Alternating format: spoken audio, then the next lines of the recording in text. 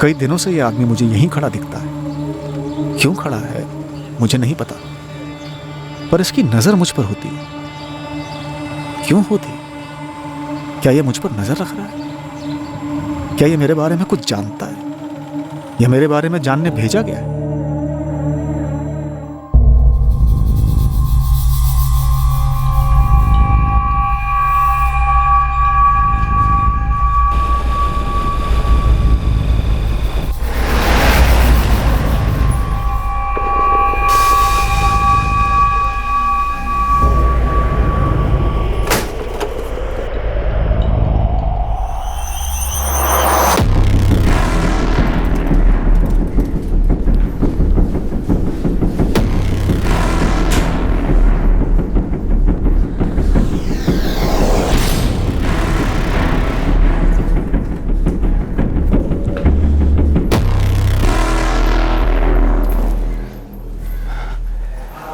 इस बार तो अब घोड़ा हमको चलाने दीजिए। हमारा वक्त आ चुका है, हम एकदम तैयार हैं। अभी टाइम है बच्चे, टाइम है। अभी जितना कहा गया है उतना ही करेगा तो। जी भैया जी, जी। जो ड्यूटी तुझे दी गई है उसी में लगा रहा है। जिनकी फायरिंग की ड्यूटी है वो सही टाइम पर तुझसे मिलेंगे। जगह का मुआयना कराना, टारगेट दिखाना और काम होते ही निकल लेना। अगर ये सब मक्खन की तरह हुआ तो अगली जुबारी में घोड़ा तेरे हाथ में होगा।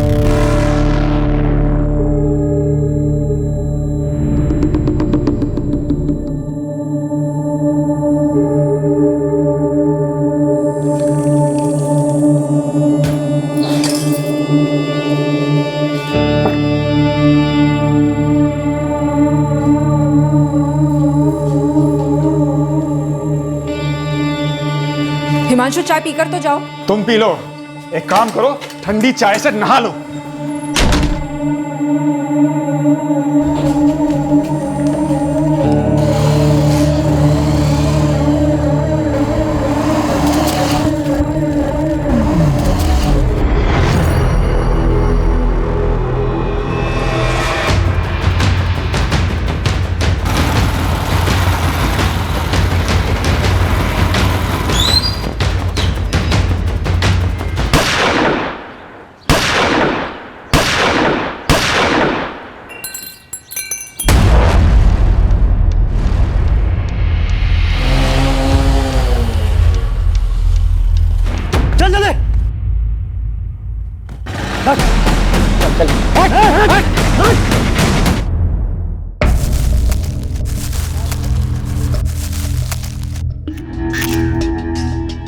गोली की आवाज़ सुनते ही मैं बाहर भागा देखने। बाइक पर ट्रिपल सीट जाते हुए देखा मैंने उन्हें साहब। बाइक चलाने वाले के चेहरे पे गमछा था। हाउसिंग कॉलोनी के एक आदमी ने बताया कि हमारे पड़ोसी हिमांशु तिवारी को गोली लगी है। मैंने जैसे ही देखा अपने हिमांशु तिवारी पे गोली चली है, मैं चिल्लाते हुए कॉलोनी की तरफ गया। सर, सबसे पहले उनकी बीवी सुहासिनी जी को बताया, फिर बाकी लोगों को इकट्ठा किया। उनकी बेटी छोटी रंगोली हमारी दुकान पर ही आती है पेंसिल नोटबुक वगैरह लेने के लिए। हिमांशु तिवारी की मौत हो चुकी थी हॉस्पिटल ले जाने से पहले? जी हाँ, एम्बुलेंस आने से पहले 2-3 लोगों ने चेक किया था। तब तक वो मर चुके थे, उनकी सांस रुकी हुई थी। बाकी दोनों की शक्लें तो हमसे बेहतर तो हमारे सीसीटीवी ने देखी होंगी। हिमांशु तिवारी की मौत यहाँ आने के पहले ही हो चुकी थी इंस्पेक्टर। कितनी गोलियां लगी? 6। विक्टिम की बॉडी अभी पोस्टमार्टम के लिए भेज रहा हूँ। हिमांशु तिवारी की बीवी और बच्ची दोनों अभी भी सदमे में हैं। उन्हें यकीन ही नहीं हो रहा कि हिमांशु तिवारी अब नहीं रहे। सर, विक्टिम हिमांशु तिवारी की लालबाग मार्केट में ऑटो स्पेयर पार्ट्स की दुकान है। ये स्टेशनरी की शॉप वाले चंदन के अलावा और कोई आई विटनेस? नहीं सर, जिनसे भी बात हुई वो यही कह रहे थे कि फायरिंग की आवाज़ सुनकर वो क्राइम सीन पर आए और तब तक हमलावर निकल चुके थे। देखते हैं सीसीटीवी फुटेज क्या दिखाती है।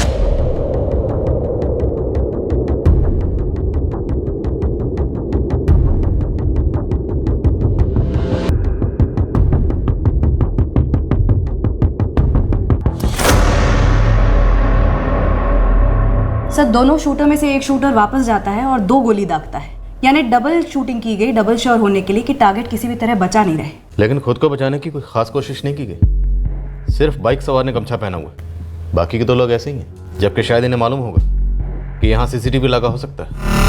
सर, बाइक की नंबर प्लेट भी ब्लैंक है, इस बात का भी ख्याल रखा गया। सर थोड़ा सा रिवाइंड करके देखते हैं। दोनों शूटर्स एक ही तरफ देख रहे हैं, जैसे कि किसी के इशारे का इंतजार कर रहे हैं। इन दोनों को इशारा मिलता है और ये लोग हिमांशु पे हमला करते हैं, और ये इशारा कर देने वाला शायद वो स्पॉटर कोऑर्डिनेटर गमछाधारी होगा। ये गमछाधारी स्पॉटर काफ़ी दिनों से फील्डिंग कर रहा होगा हिमांशु की। स्टेशनरी ओनर चंदन से कुछ और इन्फॉर्मेशन मिली? सर कह रहे हैं इसके अलावा कुछ और याद नहीं है। उसे कहो कि याद करे, दिमाग पर जोर डाले, या फिर पूछ लो कि हम याद दिला।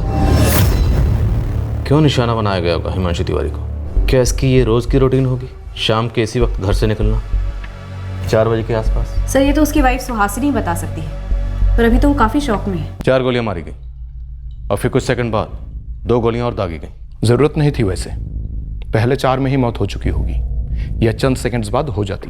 प्रोफेशनल किलिंग है inspector, no doubt. Victim spare part की दुकान चलाता था, फैमिली वाला आदमी है। पता नहीं किसी से क्या दुश्मनी रही है, इतनी बेरहमी से मार डाला।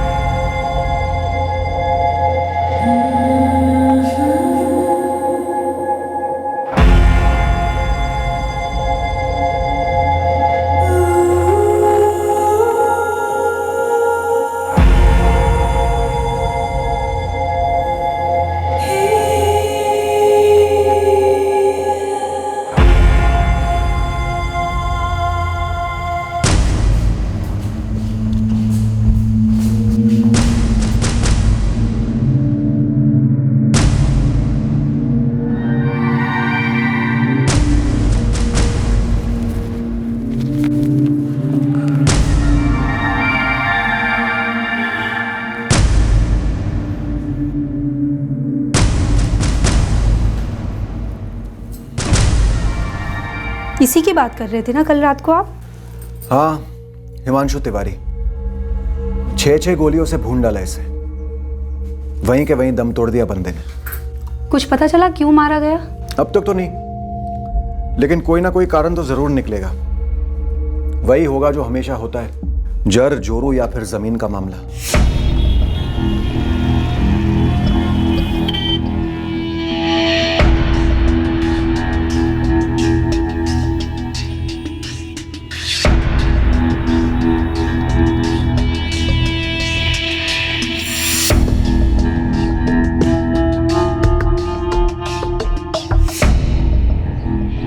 छठे हुए पेशेवर शूटर्स लगते हैं। कहीं बाहर के ही होंगे सब, वरना खुलेआम मर्डर करें और चेहरा भी ना ढकें। लेकिन ये गमछे वाला तो यहीं का लौंडा लग रहा है, तभी तो अपना थोबड़ा छुपा के रखा है। लेकिन बहुत जल्दी बेनकाब कर लेंगे हम लोग। अगर ये तीनों प्रतापगंज के बाहर के परिंदे हैं तो इनके उड़ने से पहले इनको पकड़ना होगा। हर जगह बात घुमा दो। जी मालिक। मैडम, पहले कभी इस गमछे वाले को यहाँ आसपास देखा हो? ऐसा ध्यान तो नहीं आ रहा, और इसका चेहरा तो वैसे दिखाई भी नहीं दे रहा। लेकिन आपको तो पिछले कुछ दिनों की सीसीटीवी फुटेज निकाल के दे देता हूँ। पूरे 1 हफ्ते की सीसीटीवी फुटेज निकालो। जी। 1 मिनट रुको, 2 हफ्ते की निकालो। हिमांशु दोपहर 1:30 बजे दुकान से आते, खाना खाते, फिर सो जाते। शाम को 4 बजे उठकर चाय पीते, फिर दुकान को जाते। ये डेली की रूटीन थी हिमांशु जी की, तो शायद हिमांशु जी की रूटीन को स्टडी किया गया हो। अब चूंकि बाजार में उनकी दुकान के बाहर उन्हें मारना मुश्किल था, इसलिए कॉलोनी के बाहर की जगह को चुना गया, और वो भी दोपहर का वक्त। पर जीजा जी क्यों सर? हिमांशु ने किसी का क्या बिगाड़ा था? देखिए, इस तरह की ज्यादातर पेशेवर हत्या किसी पुरानी दुश्मनी या रंजिश की वजह से होती। क्या ऐसा कुछ था? मेरे पति ने एक बार भी ऐसे किसी रंजिश या दुश्मनी की बात नहीं की थी। हाल फिलहाल में हिमांशु जी ने अपनी दुकान को लेकर या कारोबार को लेकर किसी परेशानी का जिक्र किया? ऐसे किसी परेशानी का जिक्र कभी नहीं किया उन्होंने। हमारा खुशहाल परिवार था सर, एक दूसरे के साथ हंसी खुशी रहते थे। हिमांशु चाय पीकर तो जाओ। तुम पी लो, एक काम करो, ठंडी चाय से नहा लो। सुहासिनी जी, आपकी लाल बाग वाली दुकान पर गौरव और विकास काम करते हैं, उनके साथ कोई खिटास? वो लोग कई सालों से काम कर रहे हैं सर, भरोसेमंद है। क्या गौरव और विकास में से किसी ने कोई बड़ा लोन लिया था हिमांशु से? साहब, लोन लेने की कभी ज़रूरत ही नहीं पड़ी। हिमांशु से तनख्वाह वक्त पर देते रहे और बोनस भी देते रहे। साहब, उन्होंने तो हमारा बीमा भी करवाया था। सालों से काम करते थे ना उनके साथ? हाँ साहब। तो कभी किसी के साथ कोई अनबन, कोई दुश्मनी? 15 सितंबर को जब तुम्हारे सेठ हिमांशु दुकान पर आए और फिर दुकान से घर पर गए, तब उनका मूड कैसा था? 15 सितंबर को तो वो दुकान पर आए ही नहीं थे। तो फिर वो घर कहाँ से लौटे थे? सर वो तो पता नहीं, हम सुबह दुकान खोलकर काम पे लग गए थे। तो तुम लोगों ने फ़ोन करके पूछा नहीं? हमें लगा वो अपने दूसरे काम पे गए होंगे, उनका प्रॉपर्टी का बिजनेस भी था ना साहब। तो हिमांशु जी प्रॉपर्टी में भी डील करते थे? ब्रोकर थे? जी नहीं साहब, वो ब्रोकर नहीं थे, वो ज़मीनें खरीदते थे और जब उनके दाम बढ़ जाते थे तो बेच देते थे। सर मैंने सुहासिनी से दोबारा वही सवाल पूछे जो आपने पूछे थे, लेकिन एक भी बार उसने प्रॉपर्टी डीलिंग के बिजनेस के बारे में जिक्र तक नहीं किया। ऑड है सर। क्या उसने जानबूझकर नहीं बताया कि हिमांशु परसों दुकान पर नहीं गया था? सर क्राइम सीन से हिमांशु का फोन बरामद हुआ है। कुछ मिला शक करने लायक? किसी राजू चौधरी को कई कॉल्स हुए हैं 15 को, और उससे पहले भी कई बार। सर इस राजू चौधरी से हिमांशु की लगभग रोज बात होती थी, दिन में कई दफे, लेकिन क्रियाक्रम के वक्त कोई राजू चौधरी नाम का आदमी आया नहीं था। इस राजू चौधरी का फोन स्विच ऑफ? नहीं सर ऑन है, मैंने मिस कॉल दिया था, कॉल रिकॉर्ड्स मंगाए हैं, सोचा फिर उठाते हैं। और हिमांशु के call records? On the way हैं सर। सर हिमांशु के कॉल लिस्ट में सुहासिनी के 6 मिस्ड कॉल्स हैं, परसों सुबह 11:30 से 1:15 बजे के बीच के, जो शायद हिमांशु ने मिस किए या फिर उठाए नहीं। चंदन स्टेशनरी वाले की सीसीटीवी फुटेज से कुछ मिला? नहीं सर, चंदन ने 3 हफ्ते की फुटेज खंगाली। इनफैक्ट हमने भी फुटेज रीस्कैन की, लेकिन उसमें कोई भी बंदा ऐसा स्पॉट नहीं हो रहा है जो गमछेधारी की बॉडी टाइप से मैच करता हो या फिर कोई किसी पर नजर रख रहा हो।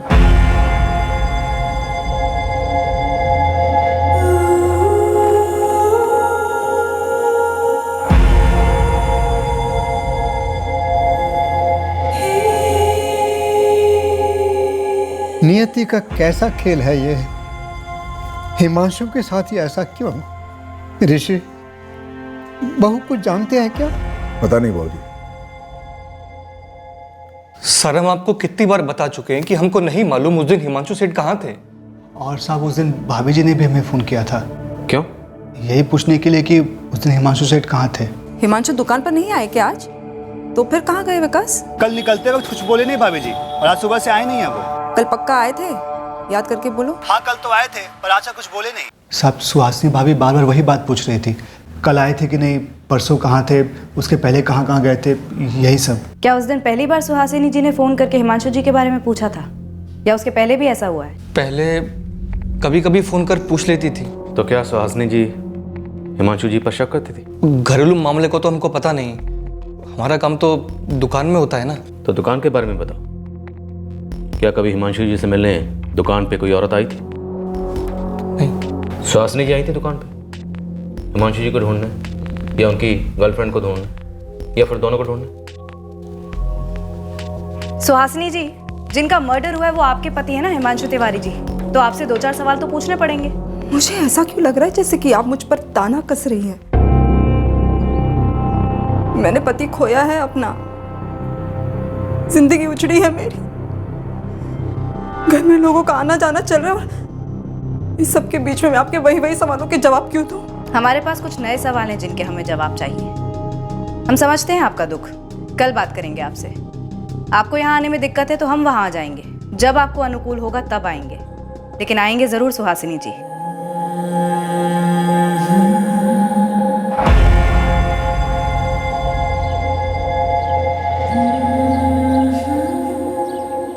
तुम और रंगोली कुछ दिनों के लिए हमारे यहाँ शानपुर क्यों नहीं आ जाते? देखती हूँ माँ,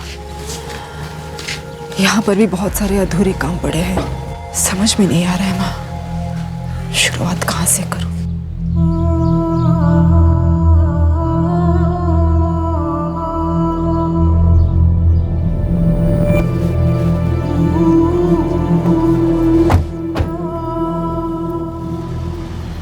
सुहासिनी से तो आप बात करेंगे ही, लेकिन आपका एक चक्कर शानपुर भी बनता है। शानपुर में हिमांशु तिवारी की पूरी फैमिली है, उसके माँ बाप मनोरमा और सुखीराम, और उसका बड़ा भाई ऋषिकेश।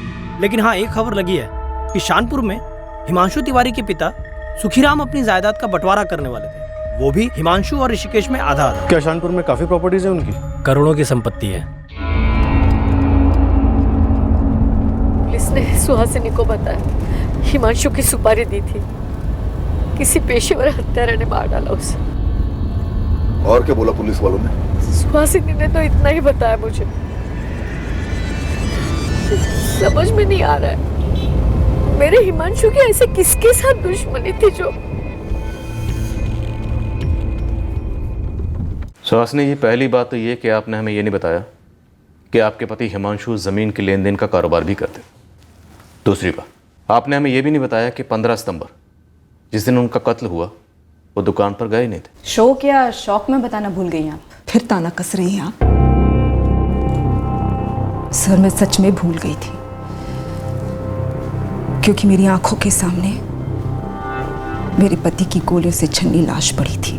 15 सितंबर जिस दिन आपके पति हिमांशु का कत्ल हुआ, आपने उन्हें 1 नहीं 2 नहीं 6 बार कॉल किया।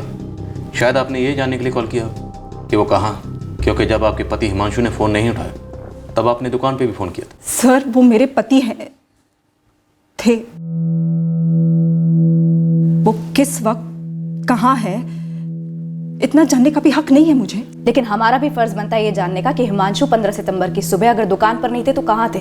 रोज जैसे ही निकले थे, नाश्ता किया और ठीक 9 बजे घर से निकले।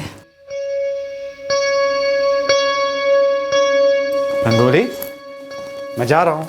बाय बाय पापा। स्कूल में अच्छे से पढ़ाई करना। हाँ, मैं जा रहा हूँ सुहासिनी, बाय। हाँ सर, मैंने उन्हें ये जानने के लिए फ़ोन किया था कि हिमांशु खाना खाने के लिए घर पर आएंगे या मैं डब्बा भेजूं दुकान पर हमें तो पता चला है कि आपके पति हिमांशु हर रोज दोपहर को खाना खाने घर पर ही आते थे। सर, वो आते थे, पर क्या एक पत्नी फोन करके पता भी नहीं कर सकती है? ऐसे कैसे बाल की खाल निकाल रहे हैं आप? कैसा इशारा कर रहे हैं आप सर? इशारा नहीं कर रहे हैं, एक बात रख रहे हैं आपके सामने। अगर हिमांशु उस दिन दोपहर में खाने के लिए घर पर नहीं आते तो शायद बच जाते। ये तो सीधा सीधा आरोप हो गया। इतने बेरहम कैसे हो सकते हैं आप लोग? 15 सितंबर को आपने अपने पति हिमांशु को 6 बार फोन किया यह जानने के लिए कि वो कहाँ थे। तो 15 सितंबर की दोपहर को जब वो घर पे आए थे तब आपने पूछा होगा कि वो कहाँ थे। सर, वो मेरी बहन संगीता के पति योगेश पांडे के साथ जमीन देखने गए थे। खुश? और क्या पूछना है आपको? यही बात जो आपने अब बताई, पहले नहीं बताई। सर, मैं अभी तो आपको बता चुकी हूँ कि ये बात मेरे दिमाग से निकल गई थी सर, मैं भूल गई थी सर, यहाँ मुझे मेरी बेटी रंगोली के फ्यूचर की चिंता है मुझे। और एक आप है जो मुझ पर आरोप लगा रहे हैं। आरोप लगा रहा है कि मैंने तब अपने पति को जानबूझकर घर से बाहर भेजा, मैंने उनकी हत्या करवाई, मैंने हत्यारों को बुलवा के उन्हें मरवाया। सर, पागल है आप या मुझे पागल करना चाहते हैं? सर, हिमांशु पति थे मेरे, सब कुछ थे।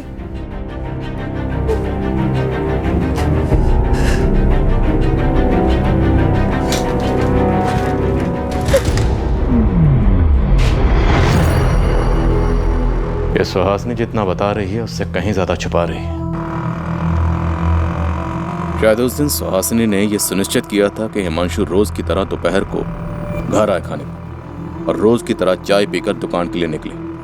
कॉल रिकॉर्ड्स निकलवाए सुहासिनी के। सर, एक रिक्वेजिशन डाल देती हूँ सुहासिनी के कॉल रिकॉर्ड्स के लिए। और सर, गुप्ता सर शानपुर गए हैं। हिमांशु अपने साड़ू योगेश पांडे के साथ गया था जमीन देखने कत्ल की सुबह, उसे हाजिर करो। जी सर। और इस राजू चौधरी का क्या हुआ जिसका नंबर बार बार फीचर हो रहा है हिमांशु की कॉल लिस्ट? सर, उसकी कॉल रिकॉर्ड डिटेल्स आनी अभी बाकी है। यहाँ इतना कुछ है।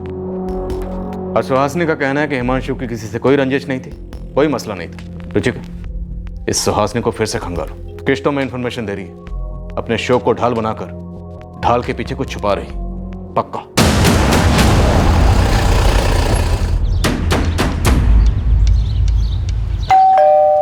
आपका शक बेहुदा है। बाबूजी के प्रॉपर्टी में हिमांशु का बराबर का हक था, हक है, और सुहासिनी को वो हक मिलेगा, ये सच्चाई है। आप चाहे जमीन आसमान एक करो, मेरे खिलाफ आपको कोई सबूत नहीं मिलेगा। किस बात का सबूत? सुपारी देने का?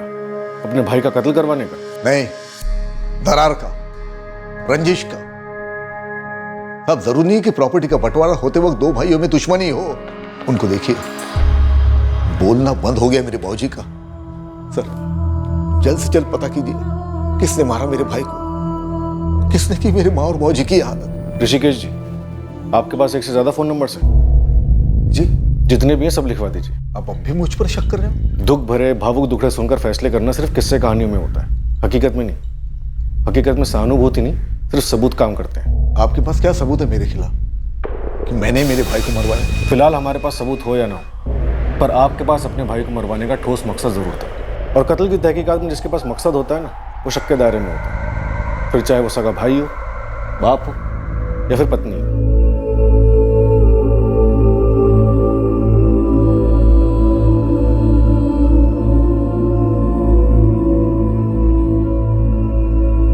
मम्मी, जब आप और पापा की लड़ाई होती थी मुझे बहुत रोना आता था। अब लग रहा है कि लड़ाई ही ठीक थी। कम से कम पापा तो यहाँ होते। मुझे पापा की बहुत याद आ रही। मुझे भी बेटा। तो फिर आप उनके साथ इतनी लड़ाई क्यों करती थी? मम्मी, पापा को किसने मार डाला? क्यों मार डाला? मुझे नहीं पता बेटा, मुझे नहीं पता।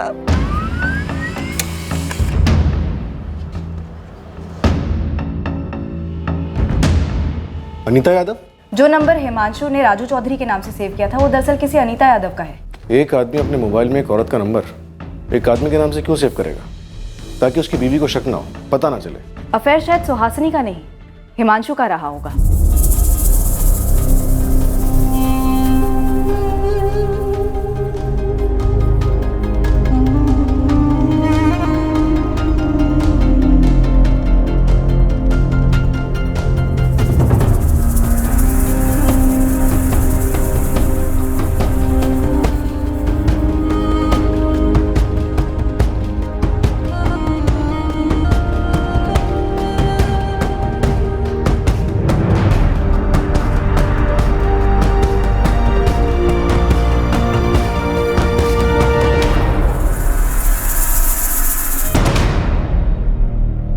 सर, इतने कॉल्स होते रहे हिमांशु और अनीता यादव के बीच में, मतलब रिश्ता करीब ही रहा होगा। लेकिन अनीता यादव ना तो हिमांशु के क्रियाक्रम में आई और ना शोक सभा में। अनीता से ही पूछ लेते हैं, वो बिजी थी या छुप रही थी? ज़मीन मेरी नज़र में आई थी, ये प्रतापगंज शानपुर रोड पर, और मैं पहले भी हिमांशु को इस ज़मीन के बारे में बता चुका था। तो 15 सितंबर को आप और हिमांशु वो ज़मीन देखने गए? जी, ज़मीन के मालिक से बात भी हुई थी हमारी।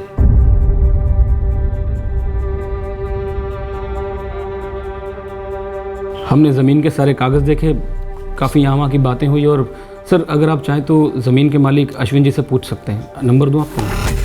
फ़ोन रिकॉर्ड्स हैं हमारे पास। आपके और हिमांशु के फ़ोन रिकॉर्ड से पता चलता है कि आपके फ़ोन की लोकेशन 15 सितंबर को प्रतापगंज शानपुर रोड ही थी। तो सर, सच ही बोल रहा हूँ ना मैं। हमने कब कहा आप झूठ बोल रहे? और झूठ बोलने की वजह है क्या? बिल्कुल नहीं। 1 बजे हम लोग वहाँ से निकल गए और करीबन 2 बजे हिमांशु ने मुझे मेरे ऑफिस ड्रॉप किया। आपको ड्रॉप करने के बाद 2:30 बजे हिमांशु घर पहुंचे और फिर 2:55 पर सुहासिनी ने आपको फ़ोन किया। जी हाँ, सुहासिनी ने फ़ोन किया था। वजह? वो सर, बस सुहासिनी पूछ रही थी कि हाँ योगेश, आपने और हिमांशु ने नई जमीन देखी थी क्या आज? हाँ सुहासिनी, बढ़िया ज़मीन है। मैं और हिमांशु सौदा पक्का करने की सोच रहे हैं। अच्छा, वैसे क्यों पूछ रही हो तुम? बस ऐसे ही। तो क्या सुहासिनी भी ज़मीन के लेन देन में हाथ बटाती थी? जी नहीं सर। तो फिर फ़ोन क्यों किया? वो ऐसे ही सर। फिर 3:55 पर जैसे ही हिमांशु घर से निकला, सुहासिनी ने आपकी पत्नी संगीता को फ़ोन किया। सर, सगी बहनें हैं दोनों। वो दोनों सगी बहनें। आप सगे जीजा हैं और हिमांशु सगा पति था, जो इस फ़ोन कॉल के दौरान ठीक 4:01 पर 6 गोलियों से भून दिया गया। सर, मुझे समझ नहीं आ रहा कि ये दोनों बातें आपस में जुड़ी कैसे? आप कहना चाहते हैं कि क्या संगीता और सुहासिनी को मालूम था? मालूम था क्या? आप कहना चाहते हैं कि संगीता और सुहासिनी मिलकर हिमांशु को, सर ऐसा क्यों करेंगी वो? यही तो हम जानना चाहते हैं। हमें सुहासिनी पर गहरा शक है। कोई अंधा भी बता सकता है कि सुहासिनी और हिमांशु के बीच में शक की गहरी खाई थी। सर, मुझे कुछ नहीं पता। सर, मैं एक ब्रोकर हूँ, ज़मीनों की डील करता हूँ। हिमांशु भी यही काम करता था। हमने कुछ ज़मीनें मिलकर खरीदी और अच्छा दाम मिलने पर मुनाफा बांट लिया। संगीता और सुहासिनी बहनें हैं, लेकिन सर वो अपनी ज़िंदगी जीते हैं, हम अपनी। सर मुझे इस बात का बिल्कुल भी अंदाज़ा नहीं है कि हिमांशु और सुहासिनी के बीच में कुछ गलत था। अनीता यादव कौन? कौन अनीता यादव सर? जी वो कुछ वजह से मैं हिमांशु की शोक सभा में नहीं आ पाई। क्या वजह है अनीता जी? वो पर्सनल है। आप कभी हिमांशु की पत्नी सुहासिनी से मिलने नहीं गई दुख जताने? कोई पर्सनल कारण? मैं सुहासिनी को नहीं जानती, बस उनके बारे में जानती हूँ। पर वो आपके बारे में नहीं जानती? शायद नहीं जानती हो। कैसे जाने? हिमांशु के फोन में तो आप राजू चौधरी हो। ये आपका निकनेम है या इसका भी कोई पर्सनल कारण है? साहब ये अनीता यादव IIM रोड पर चांदनी अपार्टमेंट में रहती है और उसका पति शरद किशोरीपुर में रहता है। अलग हुए? ना साहब, ट्रांसफर पर। अनीता का पति शरद PWD में इंजीनियर है। अनीता और शरद का कोई बच्चा नहीं है साहब। अनीता का पति शरद का किशोरीपुर में पर्चा खोलो। जी साहब, बिल्कुल। अच्छा, उन दोनों शूटर्स का कुछ पता चला? और उस गमछे वाले का? साहब वो दोनों शूटर 101% बाहर के हैं। उन दोनों को अपनी पूरी बिरादरी में किसी ने नहीं पहचाना। लेकिन वो गमछे वाला तो यहाँ का हो सकता है। बिल्कुल हो सकता है साहब, लेकिन उसने गमछा इतना टाइट बांध रखा है कि इतनी सी भी पहचान नहीं मिल रही है उसकी। सर 15 सितंबर को जब हिमांशु घर से बाहर निकला था 4 बजे, तब पति पत्नी में घमासान झगड़ा हुआ था। पड़ोसी ने बताया? हाँ सर, एडवोकेट रीटा मिश्रा ने। बगल वाला घर उसी का है। देखिए, झगड़े किस जोड़े के बीच में नहीं होते, पर चूंकि ये मर्डर का मामला है इसीलिए बता रही हूँ आपको। रोज होते थे झगड़े? कभी कोई मारपीट? कभी कोई मारपीट ना देखी ना सुनी। और सच कहूँ, मैं इन सब चीज़ों पर इतना ध्यान ही नहीं देती, टाइम ही नहीं है मेरे पास। पर उस दिन मेरे एक क्लाइंट घर आए हुए थे, प्रकाश सिंह, और इन लोगों के चिल्लाने की आवाज़ से हम डिस्टर्ब हो रहे थे। रीटा जी, मुझे लगता है ये पॉइंट हमारी तरफ से काम करेगा, इसे उठाना चाहिए। जरूर उठाएंगे प्रकाश जी। और ये पर मैं कहाँ जाऊँ? मुझे तो 24 घंटे पूरी जिंदगी रोज का है इनका ये झगड़ा। आप बताइए, आप क्या कह रहे थे? मैं कह रहा था वो ऐसा क्या करता हूँ मैं? क्या तकलीफ देता हूँ तुम्हें? बोलो ना। हम अंदर चलकर काम करते हैं। सारा दिन घर पे बैठ के प्लान बनाती रहती हो कैसे जान खाई जाए हिमांशु की। झगड़ा बढ़ गया तो मैं प्रकाश जी को लेकर अंदर वाले कमरे में चली गई। हम डिस्कस ही कर रहे थे, यही कोई 10-1 मिनट ही हुआ होगा, तभी पूरी कॉलोनी में चिल्लाने की आवाजें आने लगी। अरे हिमांशु जी को गोली मार दी किसी ने। ये वही हिमांशु है ना जिसकी आवाज हमने अभी सुनी थी? हाँ, हिमांशु तिवारी नेबर है मेरा। अरे उनकी आवाज अभी तो आ रही थी। हम कुछ समझ ही नहीं पाए, बस देखा कि सारे लोग कॉलोनी के बाहर भाग रहे थे। रीटा जी, क्या सुहासिनी अपने पति को मरवा सकती है? क्या बोलूं मैं, वैसे सालों से जानती हूं मैं उन दोनों को, दोनों ही डिसेंट हैं, पर लोगों के दिलों में, दिमाग में, घरों में क्या चल रहा है कोई कैसे बोल सकता है? आपको क्या लगता है? आप कह रही थी कि हिमांशु जी 15 सितंबर की सुबह अपनी दुकान पर नहीं गए थे। सोचिए, हिमांशु जी घर लौटे हों, उन्होंने खाना खाया हो, और शायद उसके बाद वो अपनी दुकान पर जाना ही ना चाहते हो। शायद ये झगड़ा पैदा किया गया हो जानबूझकर, हिमांशु जी को उकसाने के लिए, ताकि उन्हें गुस्सा आ जाए, उनका मूड ऑफ हो जाए, और वो रोज की तरह जब बाहर निकलते हैं उसी टाइम पर बाहर निकले, और हत्यारे पहले से ही वहां घात लगाकर बैठे हुए हो। देखिए, मैं तो बस एक थ्योरी पेश कर रही हूं, जैसे हम कोर्ट में करते हैं। That's it.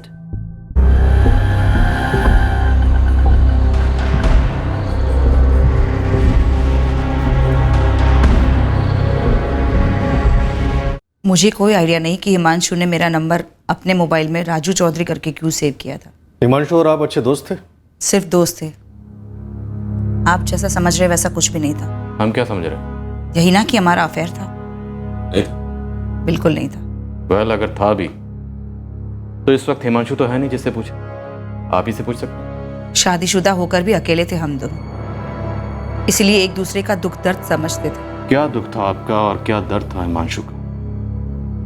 आप दोनों के इस दुख दर्द से किसी को तो बड़ा दर्द हुआ हो, आपके पति को या फिर हिमांशु की पत्नी को। आप सोच रहे हैं वैसा कुछ भी नहीं था सर।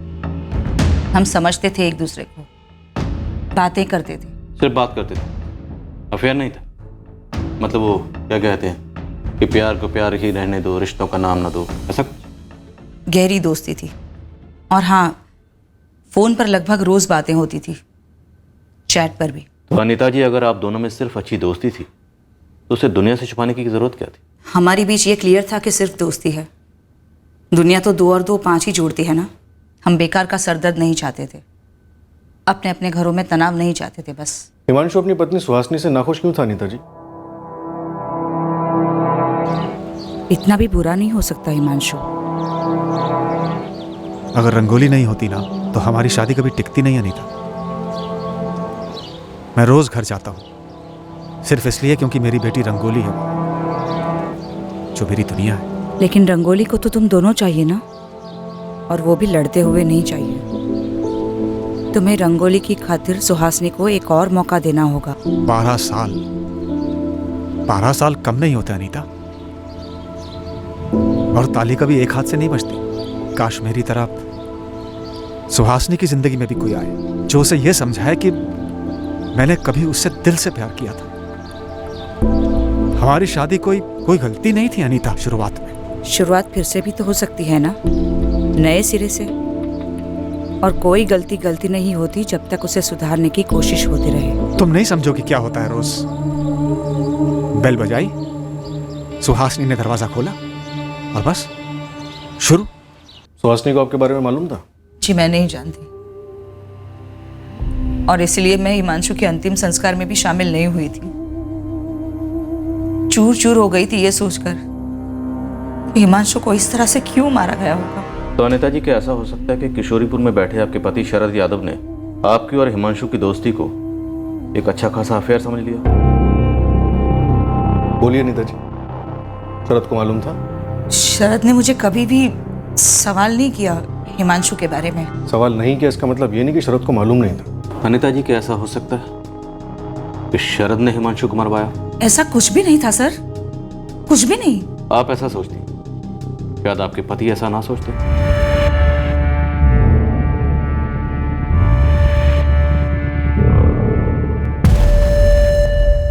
ये हाफिज मलिक और ये यूनुस शेख। कौन से गिरोह के? कोई माई बाप नहीं इनका, ये तो एक दूसरे के भी नहीं है। लेकिन एक खबर पता चली है कि 15 सितंबर की सुबह प्रतापगंज स्टेशन पे दोनों दिखे थे। दोनों बहुत ही शातिर हैं, काम के लिए फ़ोन भी नहीं रखते हैं। नया काम, नया सिम कार्ड, काम हुआ सिम कार्ड फेंका। किसी लॉज में चेक इन भी नहीं किया, कहीं चाय भी नहीं पीते कि पकड़ सके। बस काम किया, धाएं धाएं धाएं और निकल लिया, एकदम मक्खन। जावेद, तू और असलम इस इलाके का हीरो होने का दावा करता, लेकिन अभी तक ये पंटर कौन है इसके बारे में कुछ भी खबर नहीं मिली तुम्हें। क्या आकर सो रहे हो तुम दोनों? पूरी फील्डिंग कर रहे हैं, बहुत जल्दी कैच कर लेंगे।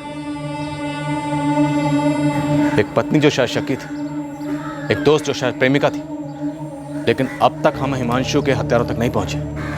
किसी के भी फोन रिकॉर्ड से कुछ नहीं मिला। कहीं ऐसा तो नहीं हम गलत रास्ते पर चल पड़े? बिना फोन कॉल के भी मर्डर की प्लानिंग हो सकती है, हुई भी है। हाँ, होती है। चलो मान लेते हैं कि इस मर्डर की प्लानिंग भी आमने सामने बैठकर हुई, पर गुप्ता, सामने बैठने वाला कौन है, कहाँ है? सर, हिमांशु का भाई ऋषिकेश, शानपुर से। इसके खिलाफ कुछ मिला? इसके फोन रिकॉर्ड से कुछ निकला? बात करो। हाँ ऋषिकेश, बोलो। सर, ये पेशेवर हत्यारे सस्ते तो नहीं आते होंगे ना? क्यों, तुमसे ज़्यादा चार्ज किया क्या, या फिर मार्केट रेट क्या चल रहा है ये पता करने के लिए हमें फ़ोन किया है? सर, बात मेरे भाई के मर्डर की है, इसलिए मजाक ना करे तो बेहतर है। सुनिए, हमारी एक बहन है दूर की, मीना त्रिपाठी, बेलागर में रहती है। हितेश बेटा, चलो गरम गरम खाना खा लेते हैं। बस मम्मा 2 मिनट। कोई 2 मिनट वो मिनट नहीं। विधवा है मीना। कुछ 1.5 महीने पहले उसने अपने मरहूम पति की प्रॉपर्टी बहुत ही घाटे में बेची थी। और तुम्हें लगता है मीना को पैसे चाहिए थे सुपारी देने के लिए? बस ऐसे ही ख्याल आया, वैसे सबूत नहीं है मेरे पास कोई। इस ख्याल के पीछे का पुलाव क्या है? क्या मीना के पास कोई मकसद था हिमांशु को मरवाने का? हाँ, मीना सबको बताई जा रही थी कि हिमांशु ने उसके साथ बड़ी नाइंसाफी की है। कैसी नाइंसाफी? मीना के पति की 2 साल पहले एक्सीडेंट में मौत हो गई। तब से ससुराल वालों के साथ जायदाद को लेकर मीना की प्रॉब्लम चल रही थी। मीना के ससुर ने हिमांशु को बंटवारे के बारे में राय देने के लिए कहा, जो कि हिमांशु ने अपनी तरफ से दे दी थी, पर मीना को रास नहीं आई थी। तब से हिमांशु के लिए दिल खट्टा हो गया था मीना का। इतना खट्टा हो गया कि इतनी कीमती प्रॉपर्टी आधे दाम में बेचकर सुपारी के लिए पैसे जुटाए गए। ये मीना त्रिपाठी वाला एंगल गूगली है फुल टॉस, जिसे ऋषिकेश ने हमारा फोकस भटकाने के लिए हमारी तरफ फेंका। फिर भी चेक करते हैं, इतना भी इम्पॉसिबल नहीं है। बदले की आग लॉजिक कब से देखने लगी? सर, ये सुहासिनी भी बड़ी अजीब मिट्टी की बनी हुई है, इसे काफ़ी चिकनी चुपड़ी मिट्टी है। शादीशुदा लगती नहीं है आप, जब शादी होगी तब समझोगी। हर पति पत्नी के बीच में नोकझोंक होती है, और एक आप हो, उसे एक भयंकर साजिश का रंग दे रही हो। कातिल पकड़ने की ताकत नहीं आप में, तो पीड़ित को ही कातिल बताएंगे? सुहासिनी जी, सबसे पहली बात तो ये कि आप शादी पर लेक्चर मत दीजिए, और दूसरी बात ये कि कौन कातिल है कौन पीड़ित ये हम पता लगा लेंगे। हाल फिलहाल हम ये पता लगा चुके हैं कि आपके पति हिमांशु ने गोली खाने के पहले आपकी डांट खाई थी। और फिर मैंने हत्यारों को फोन किया तुरंत, और फिर चंद मिनटों में वो हमारी कॉलोनी के बाहर भी आ गए। मतलब सीधे आसमान से टपक गए क्या? तुरंत आप हमारे थाने में तशरीफ ले आइए सुहासिनी जी। लगता है आपके घर में कोई करीबी बेवक्त गुजरा नहीं है। वैसे 13 दिनों तक हम घर के बाहर कदम भी नहीं रखते। 13 दिन की पाबंदी आपके ऊपर होगी, आप उसका पालन कीजिए। हमारे ऊपर कोई पाबंदी नहीं है, इसलिए हम आपके घर आ रहे हैं।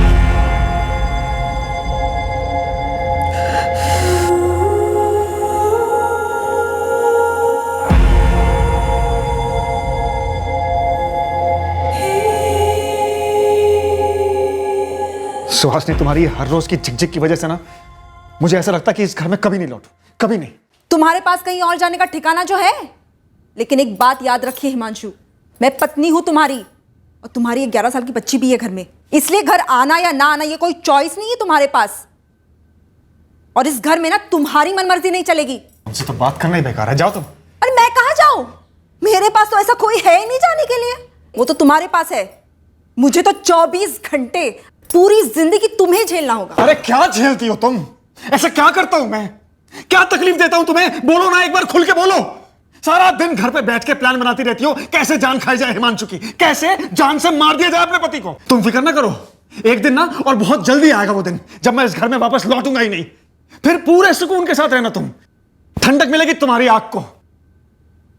अरे अब सारा गुस्सा चाय पे निकलेगा? शुक्र करो चाय पे निकाल रहा हूं। चाय पी के जाओ हिमांशु। खुद पी लो। एक काम करो, ठंडी चाय से नहा लो। सर, लगता है ये सुहासिनी बहुत बड़ा गेम खेल रही है। सोच रही है आंसुओं से हमारी आंखों में धूल झोंकेगी। सर, सुहासिनी की बहन संगीता को भी उठाते हैं। ये सुहासिनी हमारी पहली सस्पेक्ट नंबर 1 थी, और अब ये बेलागढ़ की मीना, हिमांशु की कजन भी आ गई हमारी लिस्ट में। और सर, अनिता का हस्बैंड शरद यादव तो जाहिर सा सस्पेक्ट है। जब हमने इस केस की तहकीकात शुरू की तब हमें बताया गया था कि हिमांशु एक बहुत ही सीधा साधा इंसान है, जिसकी किसी के साथ कोई दुश्मनी नहीं हो सकती। सर, शायद वाकई में सीधा साधा इंसान रहा होगा हिमांशु, तभी तो शक नहीं कर पाया कि कोई उसके खिलाफ साजिश कर सकता है। और अब उसके कत्ल के बाद हमारे हाथों इस साजिश की कोई भी कड़ी नहीं लग रही है। सर, ये अनिता दोस्ती वोस्ती कुछ भी बोले, लेकिन ये अफेयर ही रहा होगा। लेकिन ऐसी फीलिंग आ रही है कि ये मर्डर शायद इस अफेयर से ना जुड़ा हुआ, किसी और अफेयर से जुड़ा हुआ, शायद सुहासिनी के किसी अफेयर से।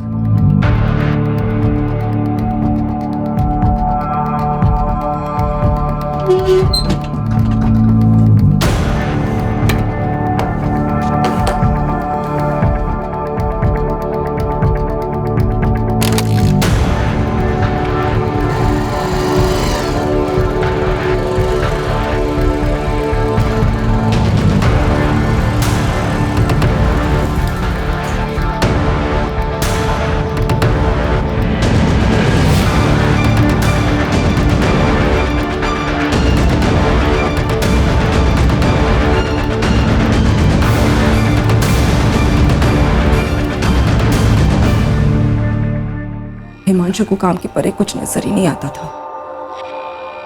ठीक है, मेरे लिए ना सही, कम से कम हमारी बेटी रंगोली के लिए तो समय निकालते, पर नहीं। तो आप ये कहना चाहती हैं कि आपकी और आपके पति हिमांशु के बीच में इतने अरसे से, सालों से झगड़ा और नोकझोंक सिर्फ इसलिए होती थी क्योंकि वो रंगोली को वक्त नहीं देते थे? और क्या कारण था सर, आप बताइए ना। कारण था अनीता यादव। कौन अनीता यादव? ये मत पूछिए कौन अनीता यादव, क्योंकि अनीता यादव कौन है ये आपकी बहन संगीता भी जानती। 3:55 पर आपके पति हिमांशु घर से निकले, 4:01 पर उनका कत्ल हो। इन्हीं 6 मिनटों में आपने अपनी बहन संगीता को फोन भी कर लिया। उसके पहले 2:55 पर आपने अपने जीजा योगेश पांडे को फोन किया। 6 बार अपने पति हिमांशु को फोन किया, दुकान पर फोन किया। इन सारे कॉल्स का एक ही मकसद था, अपने पति हिमांशु का झूठ पकड़ना और अनीता यादव का सच जानना। आपकी और आपके पति दोनों के बीच की नोकझोंक और झगड़े की वजह अनीता यादव थी ना। हिमांशु, चाय पीकर तो जाओ। तुम पी लो। एक काम करो, ठंडी चाय से नहा लो।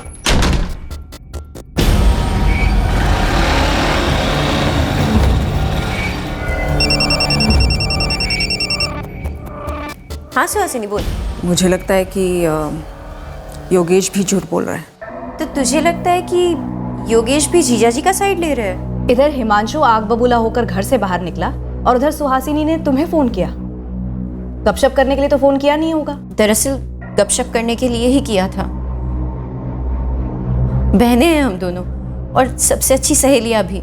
ये तो हमारी बदनसीबी है कि उसी वक्त किसी ने जीजा जी की हत्या कर दी, और उससे भी बड़ी बदनसीबी ये कि उनके कातिलों का पता लगाने के बजाय आप लोग हमारे जख्मों पर नमक रगड़ रहे, खासकर मेरी बहन के। क्या आप दावे के साथ कह सकते हैं कि उनकी जिंदगी में कोई औरत थी और वो ये अनीता यादव थी? सबूत क्या है आपके पास? सुहासिनी जी, अफेयर के सबूत तो आपको मिले हों, तभी तो हिमांशु को मौत मिली। मत कहिए ऐसा सर, मैं तो कभी पता लगा ही नहीं पाई। सर मुझे लगता जरूर था कि कोई है, पर वो कौन है मैं कभी जान नहीं पाई। और आप अब मुझे बता रहे कि कोई थी, वाकई में थी। आपको कैसे पता चला? वैसे ही जैसे आपको पता चला राजू चौधरी से, जिससे आपके पति हिमांशु की कई बार बात हो। राजू चौधरी?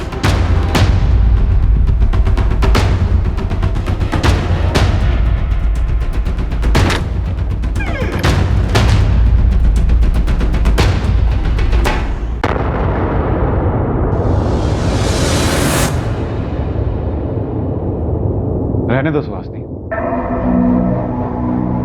फोन तो छुपा लो, लेकिन तुम्हारी आंखों में जो ये बेबुनियाद शक है, इसे कैसे छुपाओ? जैसे तुम छुपाते हो अपनी आंखों में किसी और का चेहरा, अपने दिल में किसी और की धड़कन।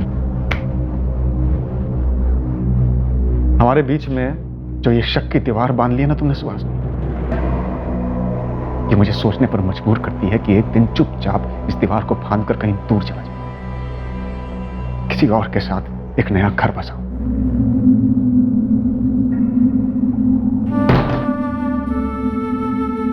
अनीता का नंबर हिमांशु ने राजू चौधरी के नाम से सेव किया था।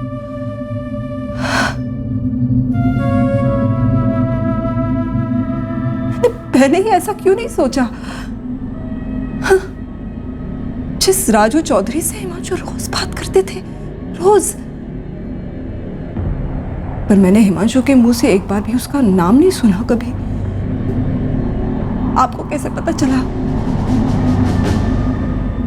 वो लोग किसी होटल में मिलते थे, मुझे उसकी तस्वीर दिखा। अब रहने भी दीजिए सुहासिनी जी, आपकी ये नौटंकी आपकी असली तस्वीर दिखा रहा। आप हमें उस आदमी की तस्वीर दिखाइए जिससे आपका अफेयर था। बकवास मत कीजिए आप सर। इतने साल तक हिमांशु मुझे बोलते रहे कि मैं शकी हूं, मुझे वहम है, मैं चिड़चिड़ी होती जा रही हूं दिन भर, एक सरदर्द हूं मैं। 6 फोन का क्या मतलब है? तुम 12 फोन करती ना, तब भी मैं नहीं उठाता क्योंकि मैं बिजी था। किसी की भी पत्नी अगर 6 फोन करती ना हिमांशु, तो पति एक बात तो सोचेगा कि 6 फोन क्यों किया, क्या अर्जेंट बात क्या होगी। कितना भी बिजी हो हिमांशु, उसके लिए फैमिली सबसे पहले आएगी, सबसे पहले। तुम किस चीज में बिजी थे हिमांशु? किसके साथ बिजी थे? तुमने अभी तक पता नहीं लगाया है? अरे ये तो बड़ी अजीब बात हो गई आज। दुकान पे तो पक्का फोन किया होगा। नहीं, संगीता को जरूर फोन किया होगा। तो उसने बताया नहीं कि मैं उसी के पति योगेश के साथ शानपुर हाईवे के पास वाली जमीन देखने गया था। जमीन देखना बिजी होता है क्या? हाँ हिमांशु, तुम अपने दिल पर हाथ रखकर बताओ मेरा फोन क्यों नहीं उठाया तुमने? सर दर्द। पहले जब तुम मुझ पर 24 घंटे शक करती थी ना, तो मेरे सर में दर्द होता था, लेकिन अब लगता है तुम खुद कितना बड़ा सरदर्द हो।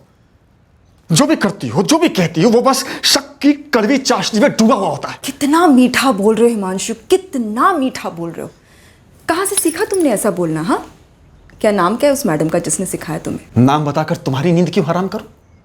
तुम सिर्फ इतना समझ लो कि उसका नाम सुहासिनी नहीं है। और हाँ, मैं उसी के साथ था। हम दोनों मिलकर प्लान कर रहे थे कि कैसे एक हुआ जाए। मैं तो एक अरसे से प्लान कर रहा हूं, बस उसको अंजाम देने के लिए सही मौका ढूंढ रहा हूं। हाँ सच है, ढूंढ ही रहे होंगे तुम। किसी को अगर जीते जी नर्क में जाना हो ना, तो मैं उसे अपनी जिंदगी दे दूं। मैं हिमांशु से लड़ी थी क्योंकि मुझे लगभग यकीन था कि हिमांशु योगेश के साथ नहीं था। सुहासिनी के दिमाग में एक शक घर कर गया था कि जीजा जी का किसी से कोई अफेयर चल रहा है। और उस दिन दोपहर का फोन किस बारे में था? पता करने कि कहीं मेरे पति योगेश झूठ तो नहीं बोल रहे। सुहासिनी, अब ये थोड़ी ज्यादा ही जाती नहीं हो रही है? संगीता, जाती मेरी जिंदगी के साथ हो रही है। हिमांशु तो कई बार कह चुके हैं मुझे कि वो मुझे एक ना एक दिन छोड़ देंगे। पर योगेश जीजा जी का साथ क्यों देंगे? शायद मर्दों की सोच ही ऐसी हो, एक दूसरे के अफेयर्स छुपाओ। तो अब तुम योगेश पर भी अफेयर का आरोप लगा रही हो। सुहासिनी, असलियत में जीना सीखो, ये वहमों के कैद खानों से बाहर निकलो। हिमांशु ने ये सब कहा है मुझे। संगीता, मैं कोई मनगढ़ंत कहानी नहीं बता रही हूँ तुम्हें। पर सुहासिनी, तुमने कभी सोचा है जीजा जी ने खुद सामने से आकर ये बात नहीं कही होगी? हमेशा किसी झगड़े के आखिर में ये बात कही होगी, और झगड़ा हमेशा तुम ही शुरू करती हो। तुम भी उसी का साथ दे दो, जाओ तुम। ये वहम, ये अफेयर वाला शक कब पैदा हुआ? कब का तो मुझे नहीं पता, लेकिन काफी वक्त से था जरूर। संगीता, तुमने इतनी बड़ी बात हमसे छुपाई, और क्या छुपा रही हो? क्या मतलब है आपका? तुम्हारी बहन सुहासिनी दूध की धुली है या फिर वो भी अफेयर का इत्र लगाती थी? ये क्या बेहुदा बातें कर रही है आप? तो मैं गलत नहीं थी? पूरी तरह सही भी नहीं थी। हम ये जानना चाहते हैं कि कहीं अपने वहम को दूर करने के लिए आपने अपने पति हिमांशु को तो दूर नहीं कर दिया? मैंने नहीं मारा हिमांशु को सर। मैं कितनी बार वही बात बताऊं आपको। अरे सुहासिनी भाभी जी, अरे हिमांशु जी को गोली मार दी किसी ने। भाभी जी, क्या हुआ? अरे हिमांशु जी को गोली मार दी किसी ने। क्या बकवास कर रहे हैं आप? अरे भैया कहाँ जा? अरे कॉलोनी के बाहर पड़े हुए खून बह रहा है। हिमांशु! हाँ। कहाँ? मैं एम्बुलेंस में प्रार्थना करती रही कि हिमांशु बच जाए। अपने आप को कोसती रही कि क्यों झगड़ा किया मैंने हिमांशु के साथ। कितनी बार सोचा मैंने कि काश झगड़ा नहीं किया होता मैंने उनके साथ। शायद वो उस दोपहर को घर पर आराम करना चाह रहे थे, बस झगड़े की वजह से वो गुस्से में निकल गए। नहीं चाहते तो बच जाते, पर एक ना एक दिन वो जाते मुझे छोड़कर, रंगोली को मुझसे छीनकर। किसके साथ जाते ये मैं कभी पता नहीं कर पाती। सर, आप इस अनीता यादव से मिले हैं ना? कब शादी करने वाले थे वो? शायद आपको शादी की तारीख पता चल गई थी, इसलिए हो सकता है कि इससे पहले कि दोनों शादी करते आपने हिमांशु की सुपारी दे दी। आपको हथियारों से किसने मिलवाया? गिरोह का सरदार कौन था? आप पता लगाइए ना, जैसे आपने अनीता यादव का पता लगाया।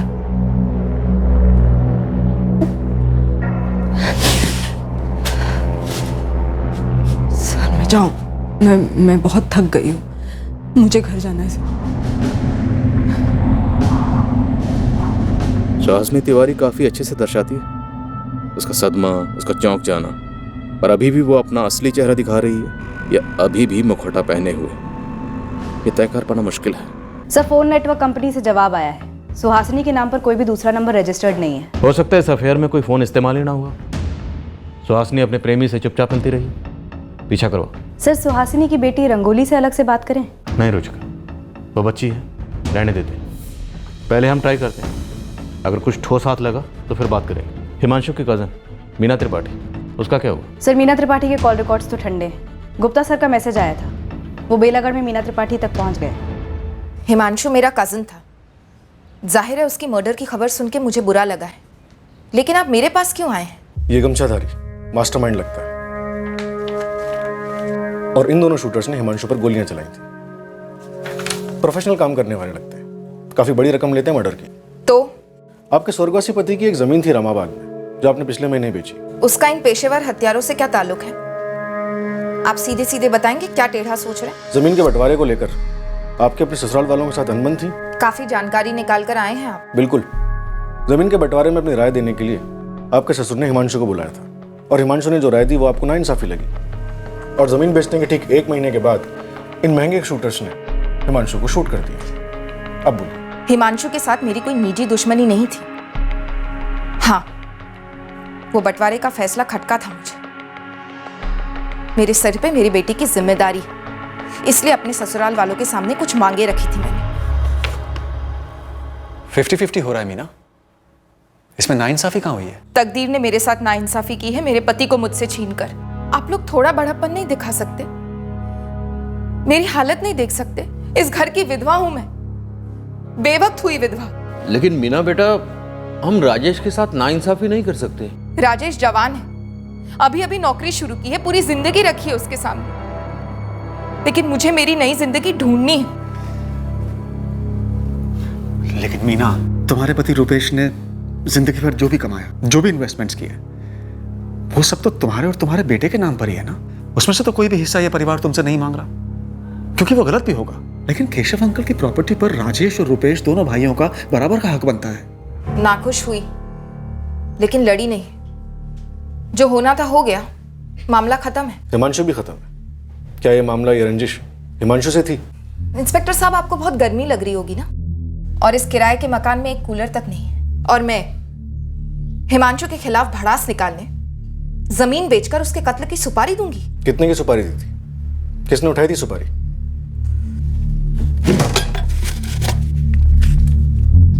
जमीन के पैसे सारे एफडीज में हैं, शॉर्ट टर्म। जैसे कोई ढंग का सस्ता फ्लैट मिल जाता है बेलागढ़ में, उन एफडीज को तोड़वाकर खरीद लूंगी। हिमांशु अगर दखल नहीं देता तो शायद आपको एक बड़ा हिस्सा मिल सकता था। किराए के मकान की जगह एक बड़ा आलीशान घर हो सकता था। कूलर तो छोड़िए, घर के अंदर एक एसी हो सकता था।